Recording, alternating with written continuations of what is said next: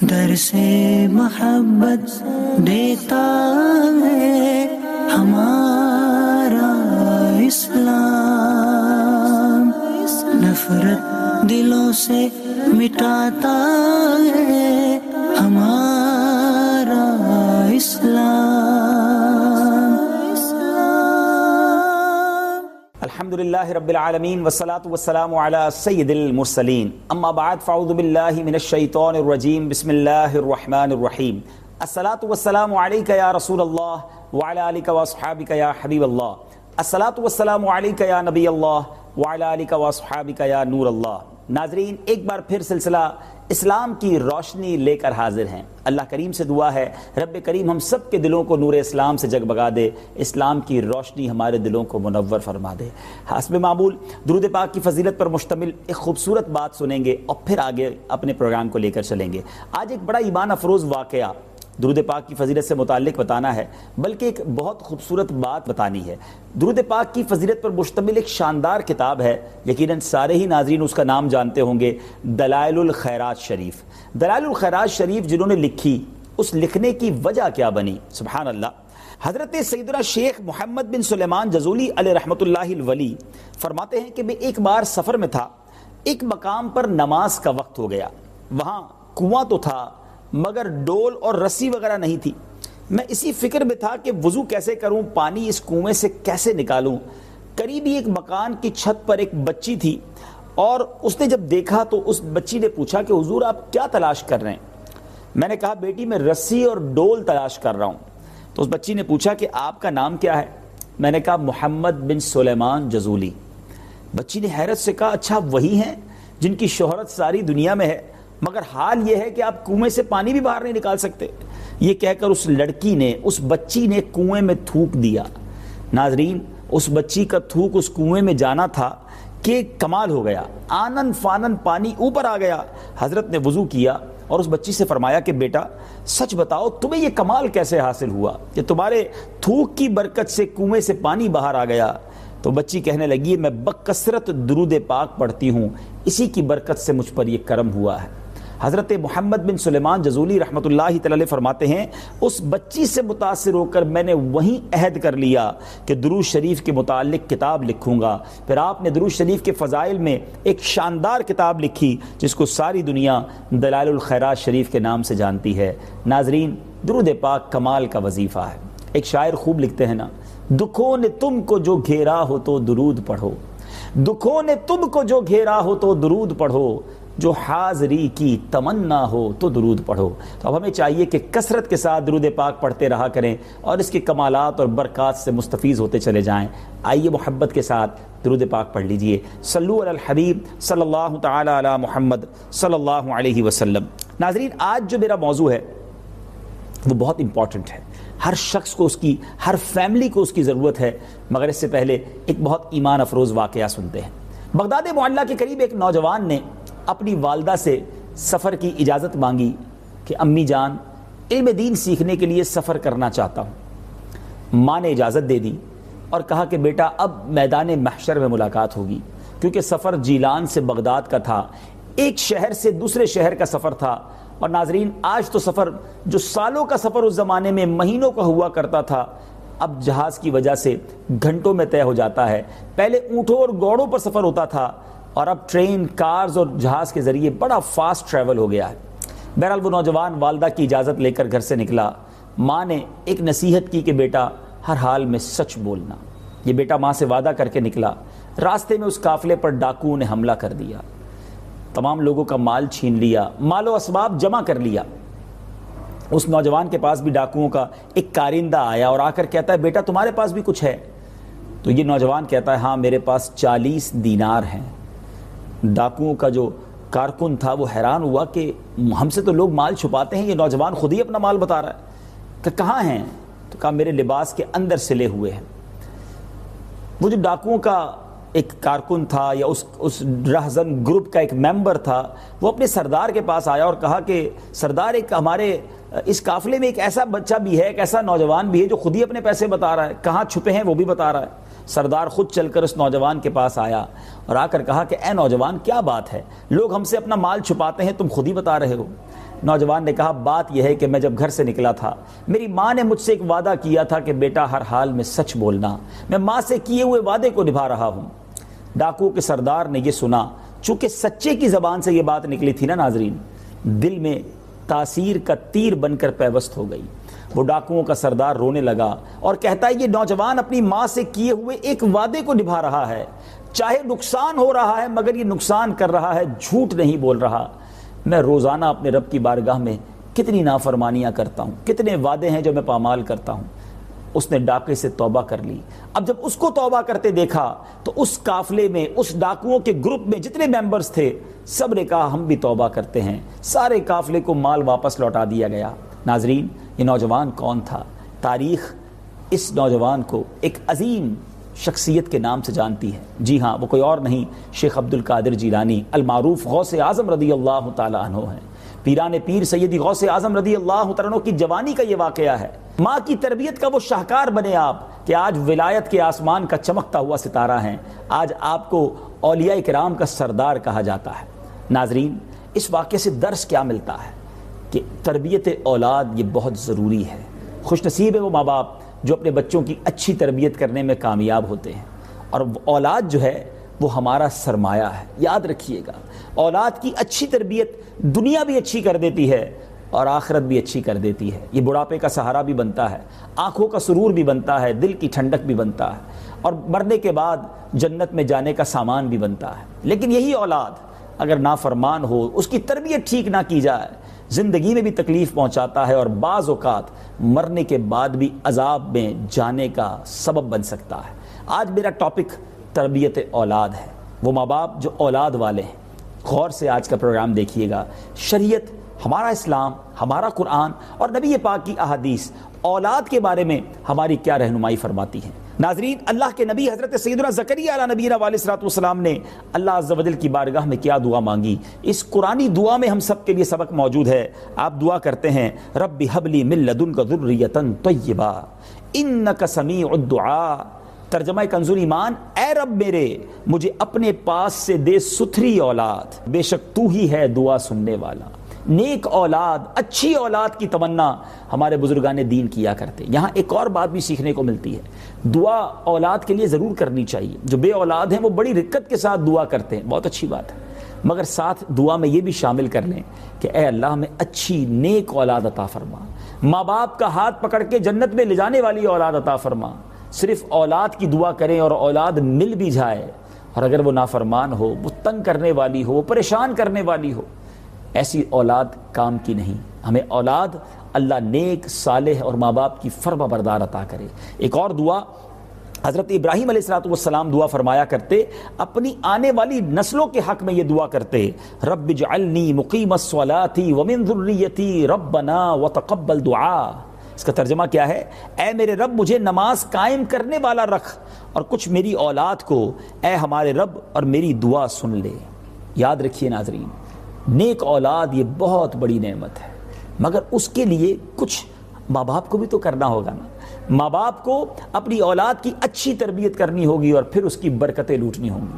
اور اسلام سے زیادہ پیارے انداز میں تربیت اولاد کا درس کوئی نہیں دیتا۔ پچھلے پروگرام میں ہم نے والدین کا ادب بیان کیا تھا قرآن و حدیث کی روشنی میں۔ احادیث کا ذخیرہ موجود ہے، یعنی اگر کوئی ماں اپنے بچوں کو صحیح معنوں میں اسلام کی تعلیمات دلا دیں تو پھر تو وہ ماں باپ کے زبردست فرما بردار بن جائیں گے نا، کیونکہ قرآن پڑھیں گے تو وہاں ماں باپ کے ادب کا درس ہے، احادیث پڑھیں گے تو وہاں ماں باپ کے ادب کا درس ہے۔ لیکن قرآن و حدیث سے دور رکھ کے ہم سمجھتے ہیں کہ دنیا بڑی آگے بڑھ گئی ہے۔ ہم یاد رکھیے، اچھی تعلیم دلانے میں کوئی حرج نہیں اگر وہ شریعت کے تقاضوں کے مطابق ہے۔ دنیا میں جو جدت ہے، جو دنیا میں ترقی ہو رہی ہے، اس ترقی کے بارے میں آگاہی میں کوئی حرج نہیں ہے، لیکن ایسی ترقی جو اسلام سے دور کر دے، ایسی ماڈرنائز لائف جو شریعت سے دور کر دے، یہ تو ریکوائرڈ نہیں ہے۔ تو ہمیں قرآن و حدیث کی تعلیمات سب سے پہلے اپنے بچوں کو دینا ہے۔ اولیاء کرام، صحابہ کرام، اہل بیت اطہار، انبیاء کرام، اور سب سے بڑھ کر نبی پاک صلی اللہ تعالی علیہ وسلم کی محبت ان کے دلوں میں ڈالنی ہے۔ پھر دیکھیں یہ بچے آپ کی آنکھوں کا کیسے سرور بنتے ہیں، آپ کی آنکھوں کی کیسی ٹھنڈک بنتے ہیں۔ ایک بات یاد رکھنی ہے ناظرین، اولاد ہمیشہ اپنے والدین سے متاثر ہو کر ان کے طریقے پر عمل کرتے ہیں. بچے سب سے پہلے انسپائر ہوتے ہیں، سب سے پہلے متاثر والدین سے ہوتے ہیں. فار ایگزامپل آپ نے بھی دیکھا ہوگا جس گھر میں نماز ہوتی ہے، ابو جان دادا جان نماز پڑھتے ہیں، چھوٹے بچے بھی ان کے برابر میں آ کے کھڑے ہو کے نماز شروع کر دیتے ہیں. دادی اماں، نانی اماں یا والدہ نماز پڑھتی ہیں تو چھوٹی بچی جو گھر میں ہوتی ہے وہ بھی دوپٹہ باندھ کر، حالانکہ اسے نماز پڑھنا نہیں آتا، مگر انہیں فالو کرتے ہوئے وہ ساتھ کھڑے ہو کر نماز پڑھنا شروع کر دیتے ہیں. وائی؟ کیوں؟ کیونکہ وہ انہیں دیکھ رہی ہے. گھر میں نماز ہے، بچوں میں نماز کا اثر ہوگا. گھر میں سچ ہے، بچوں میں سچ کا اثر ہوگا. گھر میں ایمانداری کا درس ہے، بچے ایماندار بنیں گے.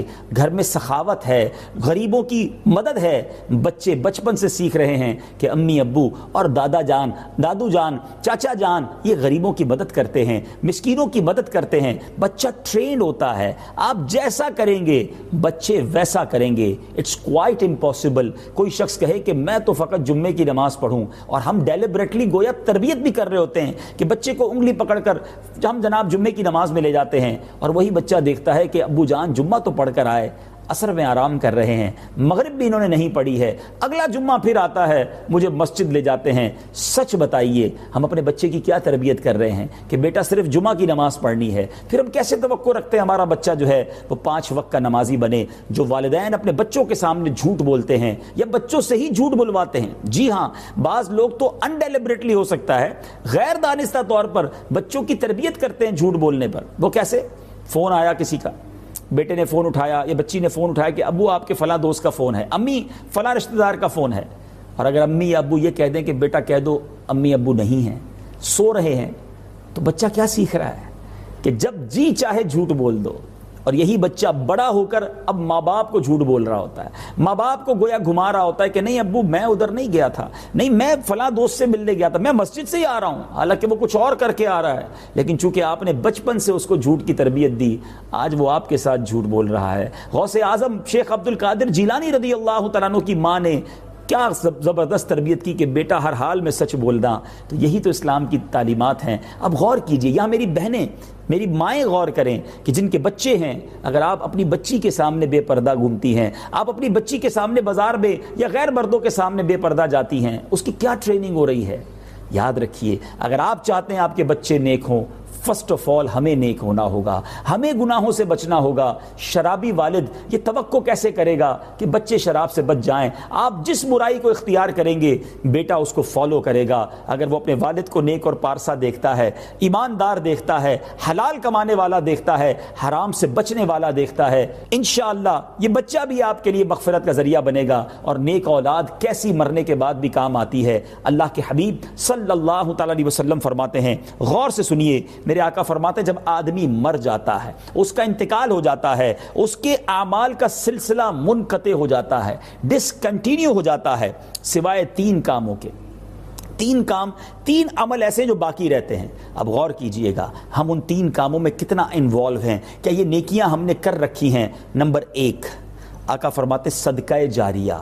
سبحان اللہ، خوش نصیب ہے وہ لوگ جو اپنی زندگی میں صدقہ جاریہ کے کام کر جاتے ہیں. کوئی مسجد بنا جاتا ہے، کوئی ایسا مدرسہ جہاں علم دین سکھایا جائے، کوئی ایسا کنواں کھدوا کر جاتے ہیں. کچھ لوگ ایسی نیکی کے کام، درخت لگا کر جاتے ہیں کہ لوگ اس کے سائے میں رہیں. یہ وہ نیکیاں ہیں جو مرنے کے بعد بھی کنٹینیو ریوارڈ کے طور پر، مسلسل صدقہ جاریہ کے طور پر آپ کو ملتی رہتی ہیں. تو ایسی نیکیاں زندگی میں کر لینی چاہیے. نمبر 2 میرے آقا فرماتے ہیں وہ علم جس سے فائدہ اٹھایا جائے.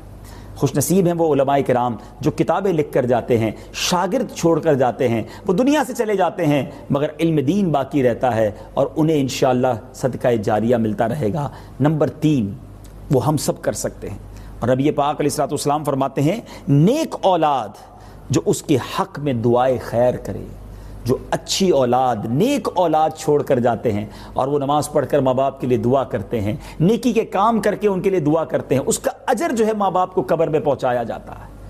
ناظرین آج یہ سوچنا ہے میں نے اور آپ نے کہ ایسی اولاد تیار کر لی ہے جو ہمارے دنیا سے جانے کے بعد ہمارے لیے مغفرت کا سبب بن جائے، دعائے خیر کا سبب بنے، نیکیاں کر کے ہمیں ثواب پہنچائے.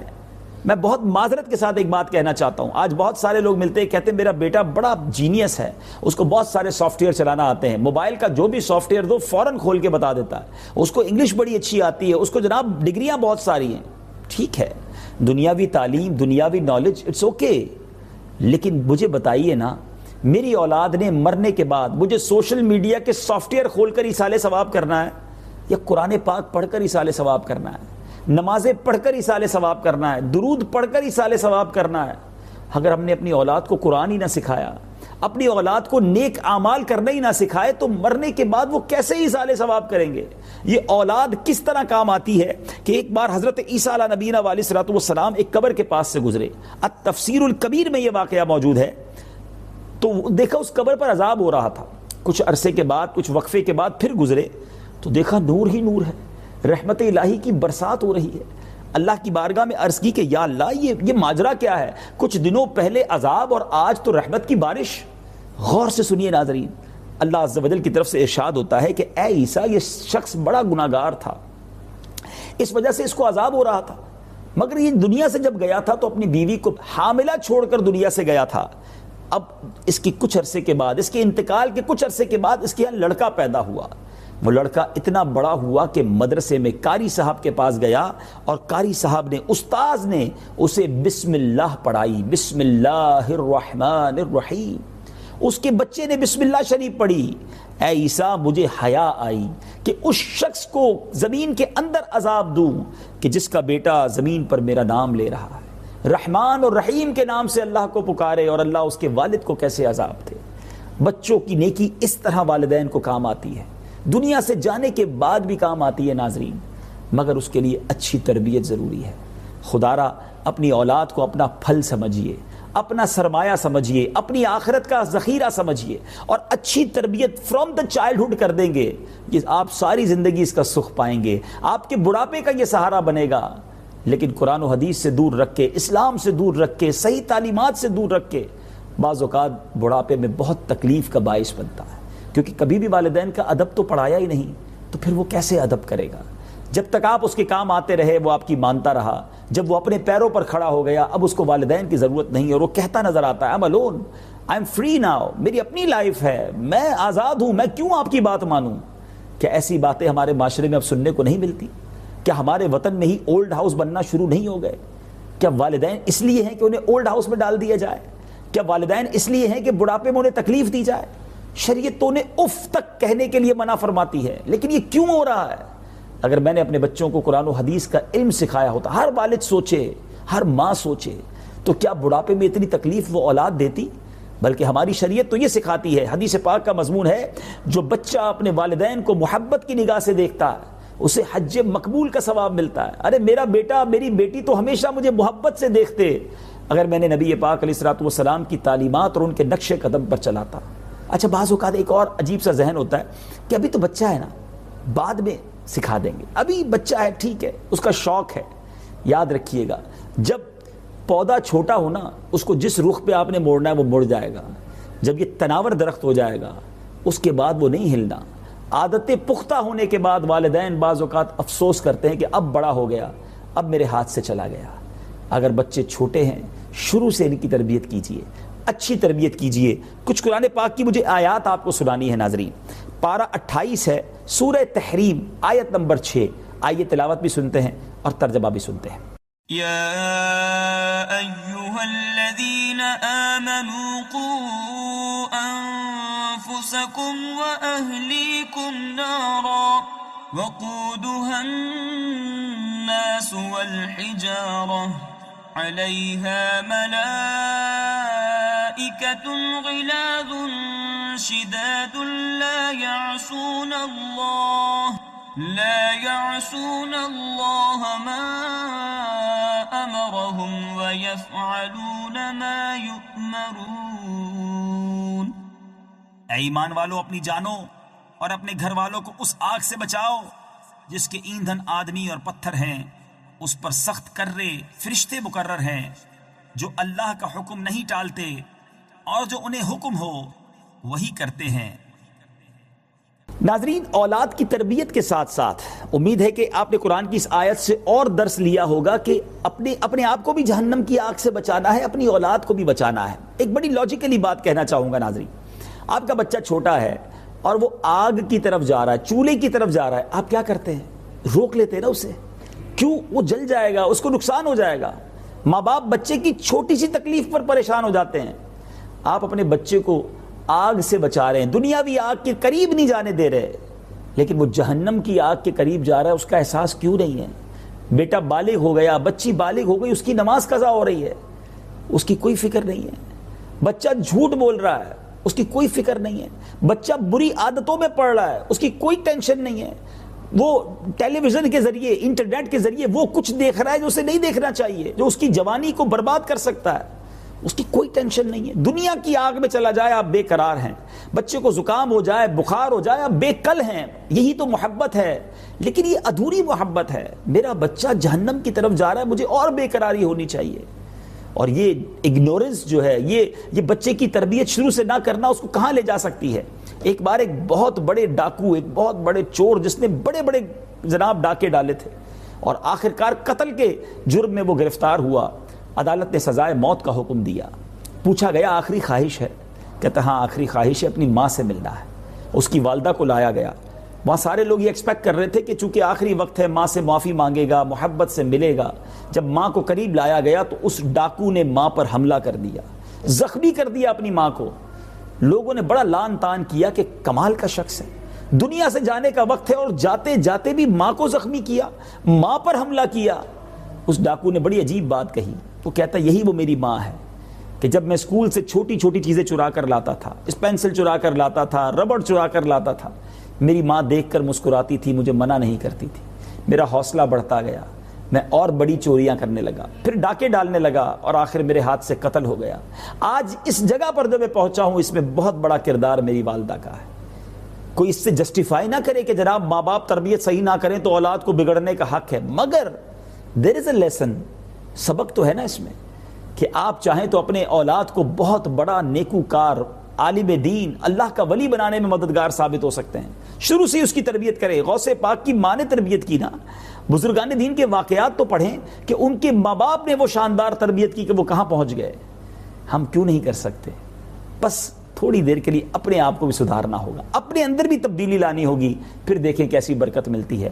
آخر میں ایک اور بات بھی عرض کرنا چاہوں گا ناظرین، اولاد کی تربیت میں بعض اوقات جب بچی پیدا ہو جائے گھر میں تو اس میں افسوس کیا جاتا ہے، اس میں گویا معاذ اللہ گھر میں لڑائی کی جاتی ہے کہ یہ بیٹی کیوں پیدا ہو گئی، اور 2-3 بیٹیاں لگاتار ہو جائیں تو شوہر جو ہے وہ بیوی پر ظلم کرنے پر، اسے تکلیف پہنچانے پر آمادہ نظر آتا ہے، بلکہ بعض اوقات گھر ٹوٹ جاتے ہیں۔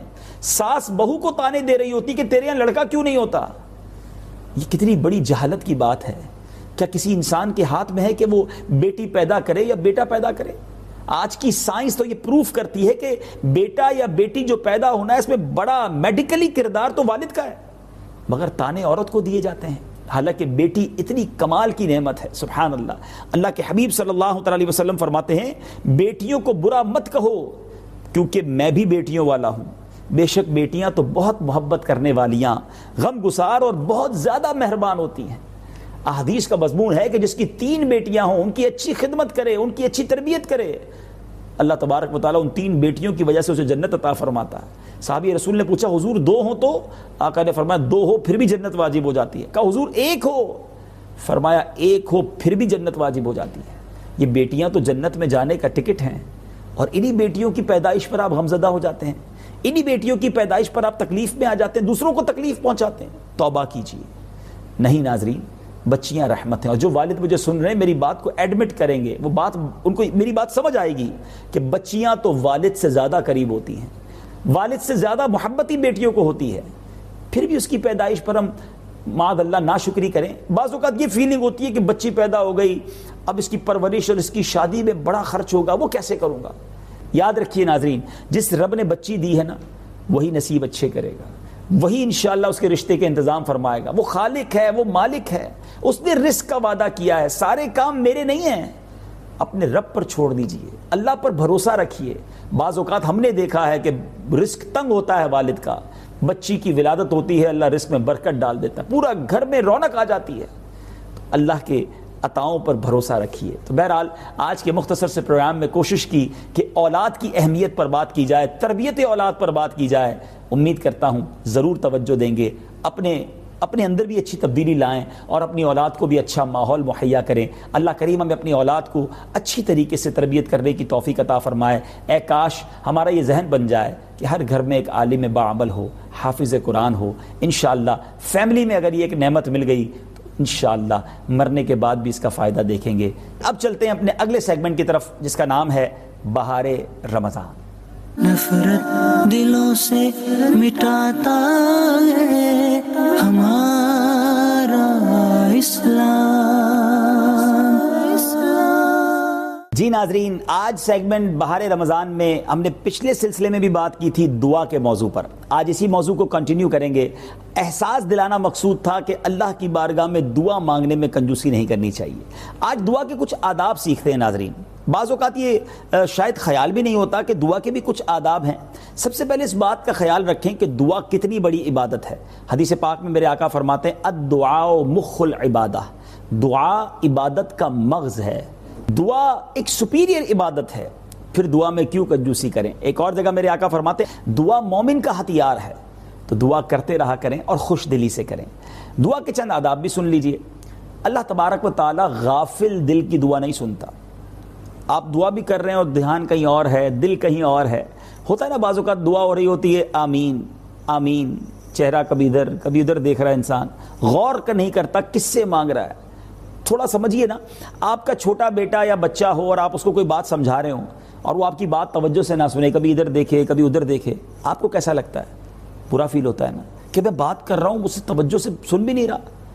آپ جانتے ہیں دعا کس کے ساتھ بات چیت ہے, کس سے رابطہ ہے؟ یہ اللہ سے رابطہ ہے. دنیا کی بڑی پرسنالٹیز سے ملاقات کرنا, بات کرنا, اپوائنٹمنٹ لینا واقعی مشکل ہے. جتنا بڑا بندہ اتنا مشکل اپوائنٹمنٹ, اور کبھی اپوائنٹمنٹ مل بھی جائے تو وی نیڈ سیکرٹری, ہمیں کوئی سیکرٹری بیچ میں چاہیے جس سے پہلے بات ہوگی, وہ اپوائنٹمنٹ دے گا. موقع ملا بھی تو شاید چند منٹ کی ملاقات ملے گی کہ جناب آپ کے پاس اتنے منٹ ہیں, اپنی بات پوری کر لیجئے گا. ایسا ہی ہے نا. آپ دیکھیے دنیا کی کسی بڑی پرسنالٹی کے لیے ملنے کے لیے اتنی محنت, اپوائنٹمنٹ, ٹائم لمٹ. احکم الحاکمین سے اگر بات کرنی ہے, ارحم الراحمین سے بات کرنی ہے, اللہ ذوالجلال کی بارگاہ میں حاضری دینی ہے, there is no need for appointment. آپ کو کوئی اپوائنٹمنٹ نہیں چاہیے, کوئی سیکرٹری کوئی بیچ میں نہیں ہے. آپ ہیں اور آپ کا رب ہے. ہاتھ اٹھائیے, سر جھکائیے, توجہ سے مانگیے, دل کی گہرائیوں سے مانگیے, جتنی دیر بات کرنی ہے اللہ سے کیجیے. اللہ اکبر. پھر بھی ہم دعا مانگیں اور غفلت کے ساتھ مانگیں, دل کے ساتھ, خشوع و خضوع کے ساتھ, فوکس کے ساتھ دعا مانگیں, پھر دیکھیں کیسا کرم ہوتا ہے. اسی طرح دعا یقین کے ساتھ مانگے. علماء لکھتے ہیں کہ جو شخص یہ سوچتا ہے نا پتہ نہیں دعا قبول ہوگی کہ نہیں, اس کی دعا قبول نہیں ہوتی. دعا یقین قلب کے ساتھ ہو کہ انشاءاللہ وہ ضرور کرم فرمائے گا. پھر دیکھیں کیسے غیب کے خزانوں سے مدد ہوتی ہے. مجھے ایک واقعہ یاد آ گیا. ایک شہر میں بارش نہیں ہو رہی تھی, تو شہر والے جمع ہوئے, کئی سالوں سے بارش نہیں ہو رہی تھی کہ مل کر دعا کرتے ہیں. تو ایک نوجوان بھی اس میدان میں دعا کرنے آیا, مگر ہاتھ میں چھتری لے کر آیا, امبریلا. تو لوگوں نے کہا عجیب آدمی ہو, کئی سالوں سے بارش نہیں ہے تم چھتری لے کر آئے ہو. وہ نوجوان نے کمال کا جواب دیا. وہ کہتا ہے مانگنے کس سے آیا ہوں؟ ارحم الراحمین سے, جو دینے والا ہے, جو بارش برسانے والا ہے, اس سے مانگنے آیا ہوں نا. اس نے تو بارش برسانی ہے تو کیا بھیگتے ہوئے واپس جاؤں گا؟ اللہ اکبر. علماء لکھتے ہیں اس بندے کے یقین کی برکت سے موسلا دھار بارش ہوئی, سارا گاؤں بھیگتے ہوئے واپس گیا, وہ نوجوان اپنی چھتری کے سائے میں واپس گیا. یہ بلیف ریکوائرڈ ہے, یہ یقین ریکوائرڈ ہے. پھر دیکھیں کیسے دعا قبول ہوتی ہے. اسی طرح دعا سے پہلے کچھ اچھی اعمال کرے, نیک اعمال کرے, اللہ کی رحمت کو متوجہ کرے. 2 رکعت نفل پڑھ لے, ہو سکے تو کچھ صدقہ و خیرات دے دے, پھر دعا مانگے. اس کے ساتھ ساتھ دعا میں ایک اور ادب یہ بھی ہے, میں نے پچھلے پروگرام میں بھی کہا تھا, حرام روزی سے اپنے آپ کو بچائے, کیونکہ حرام کھانے والے کی دعا قبول نہیں ہوتی. رزق حلال کمائے, پھر انشاءاللہ دعا کی قبولیت کا ثمرہ دیکھے گا. ایک اور بات علماء نے لکھی کہ لوگوں کے حقوق سے پہلے اپنے آپ کو فارغ کر دے. اور بڑی پیاری مثال دی کہ کسی بادشاہ کے دربار میں کوئی شخص مانگ رہا ہے, مگر اس حال میں مانگ رہا ہے کہ اس کے ایک ہاتھ پہ کوئی لٹکا ہوا ہے, پیچھے سے کوئی لباس کھینچ رہا ہے کہ میرا حق دے دو. تو پھر کیسا مانگنا؟ تو لوگوں سے اگر کچھ لین دین ہے, حقوق و لباد کے معاملات ہیں, اس سے اپنے آپ کو فارغ کرے اور پھر دعا مانگے, تو تو انشاءاللہ دعا ضرور قبول ہوگی. یہ چند آداب تھے دعا کے. دعا کی قبولیت کے چند اوقات بھی ہیں, بڑی تفصیل ہے اس کی, چونکہ یہ چھوٹا سا سیگمنٹ ہوتا ہے. جمعہ کے دن دعا مانگے, خاص طور پہ 2 خطبوں کے درمیان جو وقت ہے یہ خاص دعا کی قبولیت کا وقت ہے, مگر یہاں دل ہی دل میں دعا مانگنی ہے. برستی بارش کے وقت دعا قبول ہوتی ہے, اس وقت دعا مانگے. ماہ رمضان تو پورا ہی دعاؤں کی قبولیت کا مہینہ ہے, اس میں دعا مانگے. آدھی رات گزرنے کے بعد جو وقت ہوتا ہے یہ خاص تجلی کا وقت ہوتا ہے, اس وقت دعا مانگے. اسی طرح مسلمانوں کے مجمع میں اجتماعی جو دعائیں ہوتی ہیں اس میں دعا مانگے. میں بھی دعا کرتا ہوں, نہ جانے کہاں کہاں موجود ہیں, آمین کہہ لیجئے کہ یا اللہ ہماری ساری مشکلیں آسان فرما, ہماری ساری پریشانیاں دور فرما, اور جو ہمارے حق میں بہتر ہے اے رب کریم ہمیں عطا فرما دے. جو ہمارے حق میں بہتر نہیں مالک اس کا خیال بھی دل سے نکال دے. اور اے رب کریم اس ماہ رمضان میں تو نے کروڑوں کی بخشش فرمائی ہے, ان بخشے جانے والوں میں ہمارا نام بھی تحریر فرما دے. آپ بھی مجھے اپنی دعاؤں میں یاد رکھیں. میں آپ سب کے لیے دعا گو ہوں. انشاءاللہ پھر کبھی کسی پروگرام میں ملاقات ہوگی. اپنی دعاؤں سے نوازتے رہیے گا. صلو علی الحبیب صلی اللہ تعالی علی محمد صلی اللہ علیہ وسلم. درس محبت دیتا ہے ہمارا اسلام, نفرت دلوں سے مٹاتا ہے ہمارا اسلام.